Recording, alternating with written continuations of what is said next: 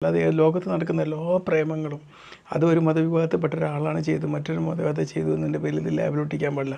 പ്രേമിക്കുകയൊക്കെ ചെയ്തോട്ടെ. ഏത് ജാതി മതവിഭാഗത്തിൽപ്പെട്ട ആൾക്കാർ അങ്ങോട്ടും ഇങ്ങോട്ടും പ്രേമിച്ച് കഴിയണമെങ്കിൽ എന്തെങ്കിലും ആയിക്കോട്ടെ, അതൊന്നും വലിയ വിഷയമുള്ള കാര്യമല്ല. അതൊക്കെ ഓരോ മനുഷ്യൻ്റെ സ്വാതന്ത്ര്യം. ഒരാൾക്ക് മതം സ്വീകരിക്കാം, മതം ഒഴിവാക്കാം, മതം അനുസരിച്ച് ജീവിക്കാം, അല്ലാതെ ജീവിക്കാം. ഓരോരുത്തരും ഇഷ്ടമുള്ള രീതിയിൽ മതത്തെ ഉപയോഗപ്പെടുത്താം, ദുരുപയോഗപ്പെടുത്താം. അതൊക്കെ ഓരോ വ്യക്തിൻ്റെ സ്വാതന്ത്ര്യം. അതിലൊന്നും ഇടപെടാൻ എനിക്ക് കാണാറില്ല. പക്ഷേ ഇതൊക്കെ പറയുമ്പോഴും ഇതിൻ്റെ ഒരു ബേസിക് സ്കെയിൽ വെച്ചിട്ട് വേണം അളക്കാൻ.